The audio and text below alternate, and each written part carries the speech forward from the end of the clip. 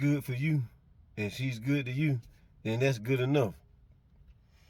But I think about this when I hear a lot of guys talking about the women with children and how they keep making the same, whether they got children or not, but they keep making the same mistake or keep choosing the wrong person, or their choice of men is poor. Their judgment of men is poor.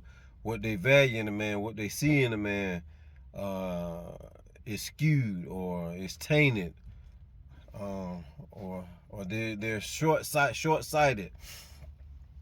That's not necessarily the case in every instance, because a lot of these women that have been in bad relationships or have picked poorly,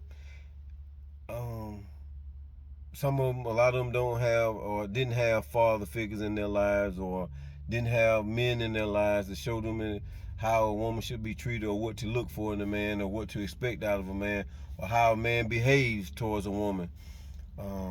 And then even those that have had men in their lives, fathers in their lives, some of these women have had fathers that have been married to their mothers, but they still had multiple affairs or multiple relationships outside of the marriage or outside of the relationship they had with their mother. And women witness this. So women know how men, subconsciously, women know how we operate and how we maneuver. But the thing is, don't take offense to this, ladies. Women are very naive. Women are very, very naive creatures. The naivete that women suffer from is highlighted in the fact that a woman or these women will pick the same kind of man over and over and over, thinking that she can either change him, or that he'll either change, or that the potential that she so-called sees in him is going to one day blossom and he's going to become this Prince Charming. And most of the times that's not the case.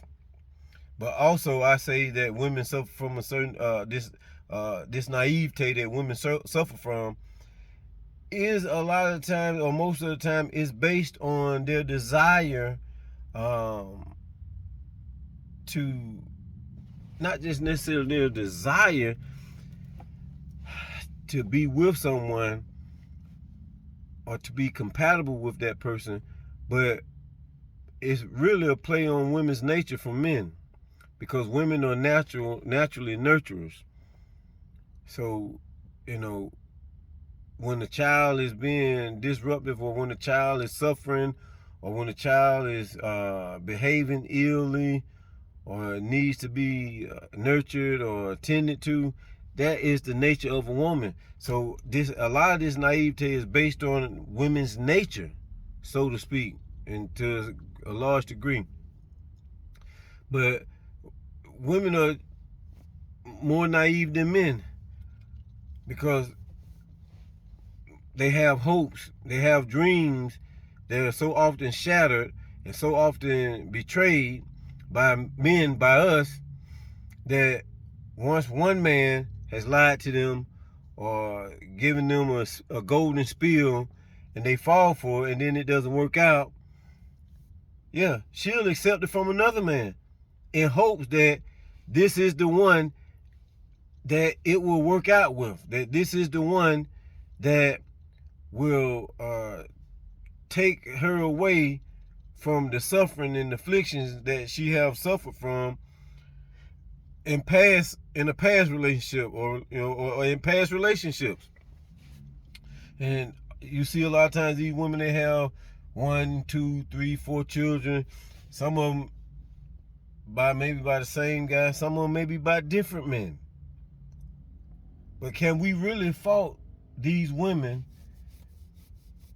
or can all the blame be set or heaped upon a woman that has 2 or 3 or 4 children by 2 or 3 different men, when she may have, in every relationship that she has been in, has been faithful, has been dedicated to that man. So I don't think that it's fair to try to scorn or to castigate and criticize the woman so much so to the degree that men are not culpable. But men really are the main culprits when you see, or when we see these women out here with 2 and 3 children by 2 and 3 different men. She tries it with one, then it doesn't work. Is she supposed to give up because the first one didn't work? Or is she supposed to at least try it again and try to make it work? But now I will say this.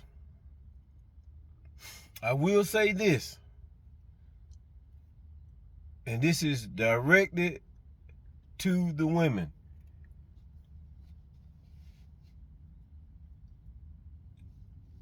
Your naivete is highlighted so much so, or your ignorance is highlighted so much so, because you're not committed to the point where you're pursuing marriage first. You're pursuing marriage first. If you are serious about having a committed and a long-term relationship, you should be pursuing marriage. And you should pursue that at the sacrifice of continuing to be bedded by a man. And now you got the men that are coming with the argument, well, and I have used the argument too, well, you ain't a virgin, or, you asking more of me than what you asked of the guy before me.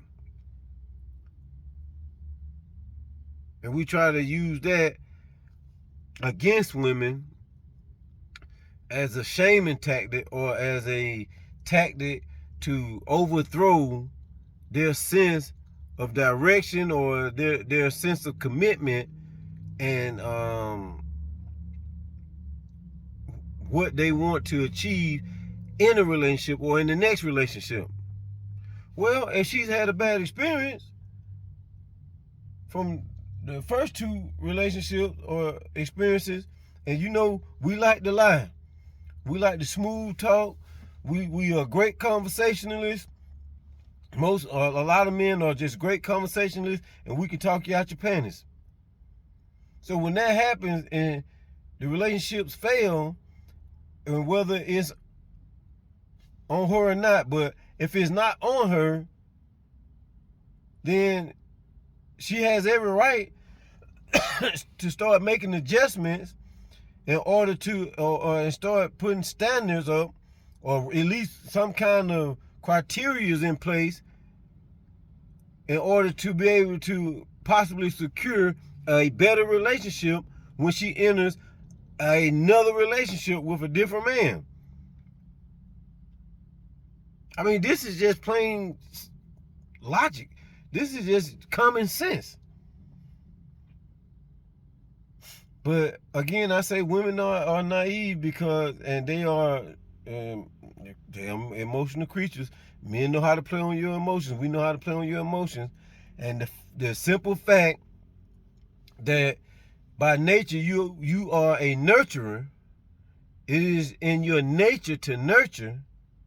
It's easy for men to manipulate that, because women are more compassionate and forgiving than men, and women don't like, or they don't have it within their nature to really pursue hurting a person or destroying a person. Oh, but when they do, pray to God. Pray to God. So I just wanted to say that, because I think that a lot of these guys out here, and then you got some women that are on board with this kind of logic, with this kind of thinking. Men are to be blamed just as much as the woman that has made a bad decision or picked a bad mate over and over and over again. But, you know, of course, when we say